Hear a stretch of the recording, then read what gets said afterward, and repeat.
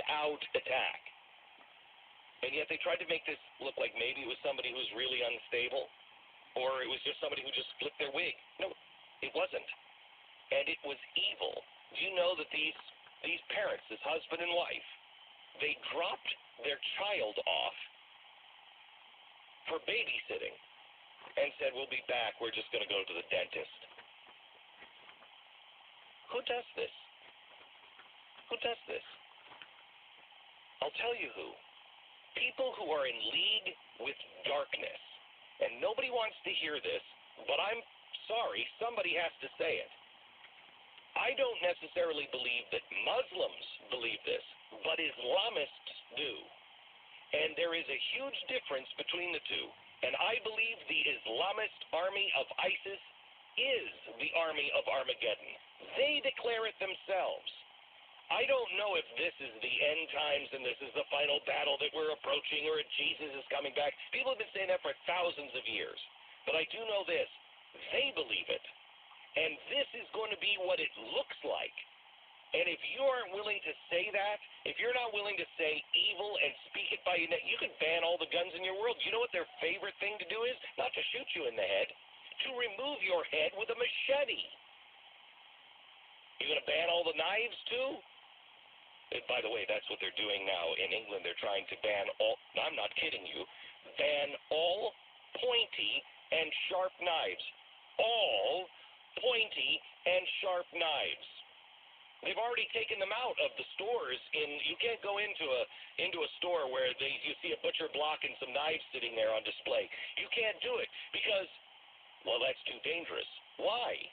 Because they've had Islamists come in and stab people to death. If you're not willing to call evil by its name, you're a part of the problem. And if you are willing to call evil by its name, then you need to understand you do not defeat evil with a gun. How has evil been allowed to grow? Because we've lost our way. We are so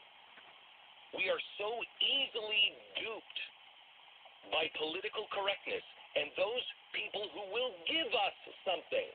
We are so duped by our own churches that make us feel good. I got news for you. Church isn't about a concert or feeling good. Going to church should prick your conscience.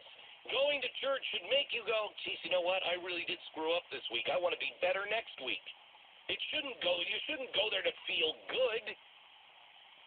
You should go there to find out how you can be better. We are facing evil. And I know there's a lot of people that are too politically correct for this show, and they're gone. They're long gone. I know there are people that want us just to talk about politics.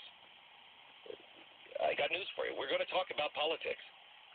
But politics only plays one piece of the puzzle and what's happening in our world. We are more than just political animals. Our problems are more than just politicals. We could vote in a new guy. That's not going to change anything. Today on CNN they were talking about, well, is it the gun or is it the heart? Is it what's in his hand or what's in his heart? And Chris Cuomo was like, no, it's both. No, it's not. No, it's not. Guns are in the hands of cops all the time. Oh, I know. Most cops are really bad. Guns are in the hands of our soldiers all the time. Guns are in the hands of hunters all the time. Guns are in my hands all the time. I don't shoot people. It's what's in your heart.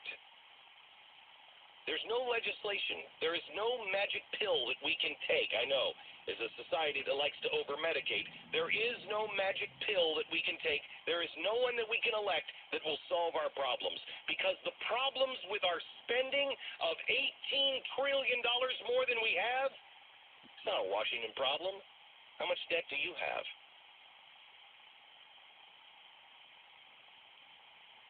How are our companies being run?